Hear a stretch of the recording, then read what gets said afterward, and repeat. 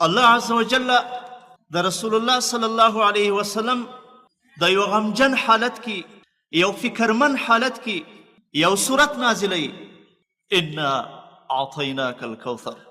د رسول الله صلی الله علیه وسلم پریشانی، د رسول الله صلی الله علیه وسلم غمجن حالت د دې قرآن کریم د دې په صورت او حجم وړوکی صورت مګر د علم او د کمال یو عظیم صورت باندې د رسول الله صلی الله علیه وسلم له سینې څخه د هغه له فکر څخه دا غمجن حالت، دا فکرمن حالت لرې کوي. ولې خفه یې؟ انا اعطیناک الکوثر، انا اعطیناک الکوثر. د رسول الله صلی الله علیه وسلم یو ماشوم ده. د رسول الله صلی الله علیه وسلم به څومره هیلې ورپورې تړلي، څومره امیدونه به یې ورپورې تړلي.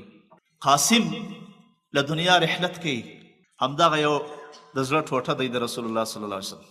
الله عز وجل خپل حضور ته ځینې واخیست.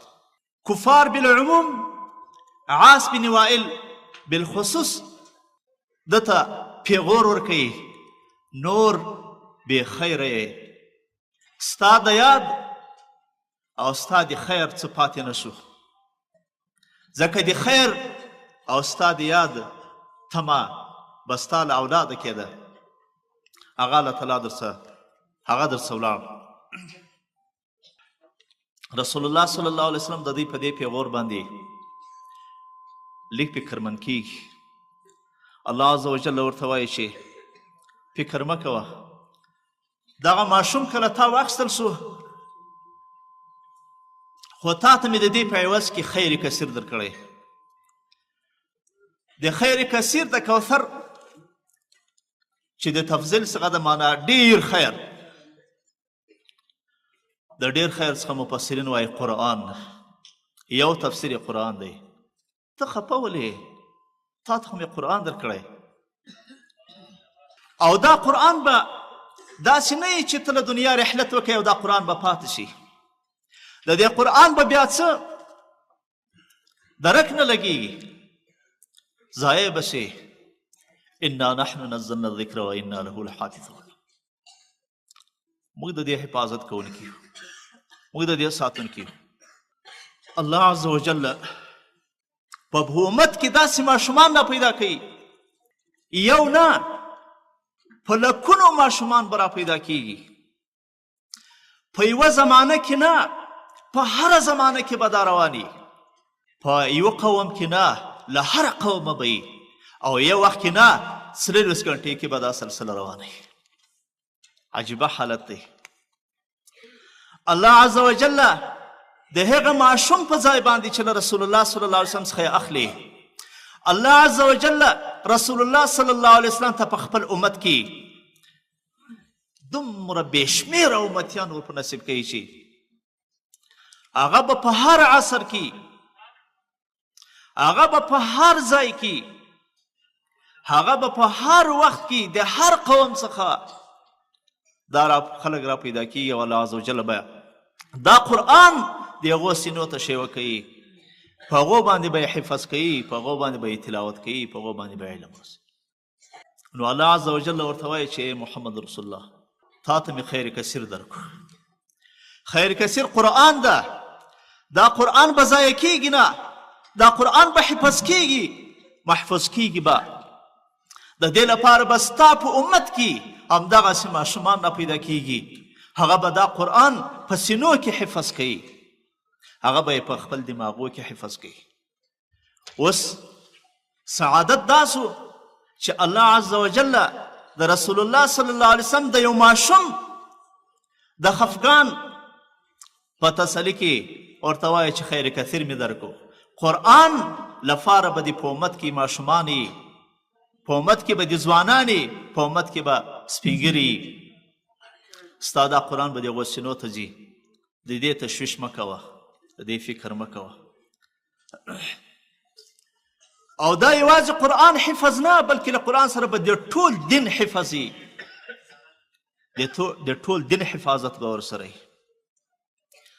نو سعادت دا ده چې الله عز وجل د دې ماشومانو په وجه باندې الله عز وجل نه یوازې د الله تعالی عظیم کلام حفظ کوي، ساتي او د ساتنې یو تسلسل ورکوي، بلکې الله عز وجل دغه دین چې قرآن کریم کې د دا ورته ساتي او حفظ کوي.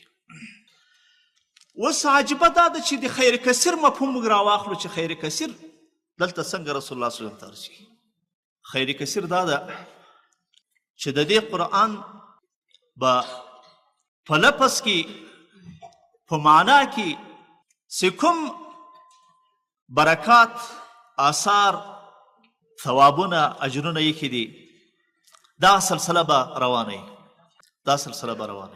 رسول الله صلی الله علیه وسلم د قرآن کریم د دې آثارو د دې برکاتو یو تذکره کوي.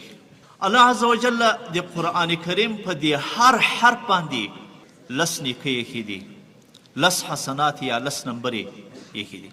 اوس دغه چې یو حافظ د قرآن کریم په یو حرف باندې د ده ژبه حرکت کوي، له حرف نه کلمې ته اوړي او بیا له کلماتو څخه آیات ته ځي او بیا له آیات څخه رکوع ته ځي، یوه رکوع تلاوت کوي او بیا یوه صفحه پسې ځي، یو سپاره پسې ځي. په دې کې د یوه انسان لپاره څومره عظیم اجر ترلاسه کیږي.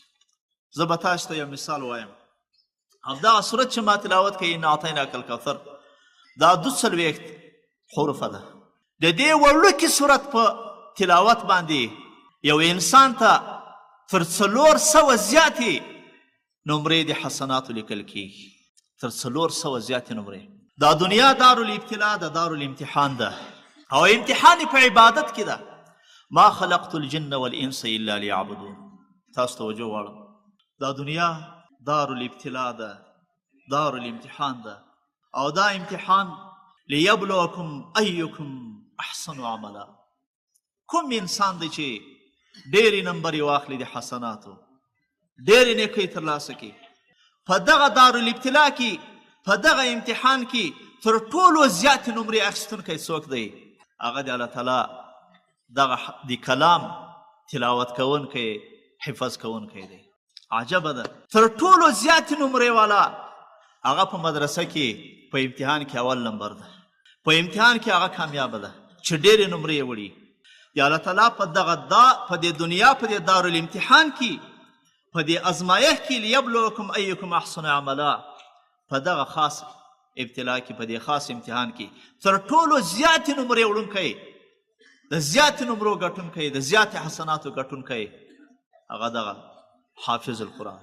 اوس دا حافظ چې انا اعطیناک الکوثر یو کوچنی صورت تلاوت کوي او دی په دې باندې 400 نمرې وړي په دا یو وار تلاوت باندې، چې دی بیا تلاوت کوي، دی بیا تلاوت کوي، او دی نور صورتونه پسې تلاوت کوي، او دی یو سپاره تلاوت کوي، او دی ټول قرآن تلاوت کوي، او بیا یوه ورځ نه ده، هره ورځ، بیا هره ورځ نه ده، میاشت نه ده، کال نه ده، د دغه وخته چې دی د قرآن کریم باندې پیل وکړ تر هغه وخته پورې چې ساه یې له تن څخه جدا کېږي. دا انسان به په دې دارالامتحان کې، په دې دارالابتلا کې څومره د حسناتو نمبر وړي. اوس عجبه دا ده چې په دغه نمرو کې، په دې قرآن کې الله تعالی داسې برکت یې کړی ده چې یوازې د دې حافظ لپاره نه، بلکې الله عز وجل په دې کې د ده د والدینو برخه هم شته. زموږ ټول کتابونه فقه په دې متفق دی چې د ماشوم په عبادت کې چې نفل ګرځي، په دې کې د والدینو حصه شته. د غومره اجر الله تعالی والدینو ته ورکوي لکه ده ته چې ورکوي. صریح احادیث موجود دي چې اولاد، والدین چې خپل اولاد په صحیح لاره باندې برابر کړي، نو هغه ماشوم چې څومره د خیر عمل کوي په هغه کې د پلار د غومره حصه ده لکه الله تعالی چې ده ته ورکوي. لکه موږ په کتابونو کې چې راځي حدیث دي، رسول الله صلی الله علیه وسلم چا چې روزهدار ته د روژه ماتې لپاره څه ورکړي چې روژه یې باندې ماته کړي، الله تعالی چې څنګه روژهدار ته څومره اجر ورکوي، دغومره اجر دغه سړي ته هم الله تعالی ورکوي چې دا روژه ماتې لپاره یې څه ورکړو. همدغسې الله عز وجل دغه برکت ته قرآن چې دا خیر کثیر پکې ده، دا الله عز وجل والدینو ته ورکوي. او بیا په والدینو هم حصر نه ده، الله تعالی څومره اساتذه چې دي د دغه لپاره یې استاد چې د اساتذه دي، دغه ته هم دا خیر انتقالوي، دا نمرې هغه ته هم ورکول کېږي. دا د هغه چا لپاره هم ده چې امکانات یې ورته برابر کړي، امکانات یې ورته برابر کړي، د د مدرسې محتمم صاحب ده، د مدرسې ناظم صاحب ده، د مدرسې خدمه دي، دا په دې کار کې ورته لګیا دي، زمینه یې استاذ ته مساعده کړې ده، زمینه یې حافظ ته مساعده کړې ده، دا هم ټول په دې کې برخمن دي. دغه ته هم الله تعالی دومره اجر ورکوي. او بیا له دغو ټولو علاوه الله عز وجل رسول الله صلی الله علیه وسلم ته دغه مکمل اجر ورکوي. اوس دلته موږ ته معلومه شوه چې انا اعطیناک الکوثر، الله عز وجل تا ته خیر کثیر درکړی دی چې قرآن دی. دا قرآن به د یو ماشوم په ژبه تلاوت کیږي، هغه کې به دومره خیر وي چې د استاذ به ځان ته پکې ګټه وي، د والدینو به ځان ته ګټه پکې وي، د مدرسې د محتممو د خدمو به ځان ته ګټه پکې وي، ځان ته خیر پکې وي، او رسول الله صلی الله علیه وسلم به ځان ته خیر پکې وي، او هر یو ته به له دې څخه خیر کثیر نقل کیږي. دغه دی انا اعطیناک الکوثر ای الخیر الکثیر، خیر کثیر مو درکړی. بیا دې ته ګوره چې دا به په یو عصر کې نه وي، بیا دې ته ګورئ چې دا به د ځمکې په یو کنج کې نه وي، د ټولې کرې په مخ باندې به وي، هر 24 ګنټې به دا سلسله روانه وي، هر قوم کې به وي، هر چا به وي.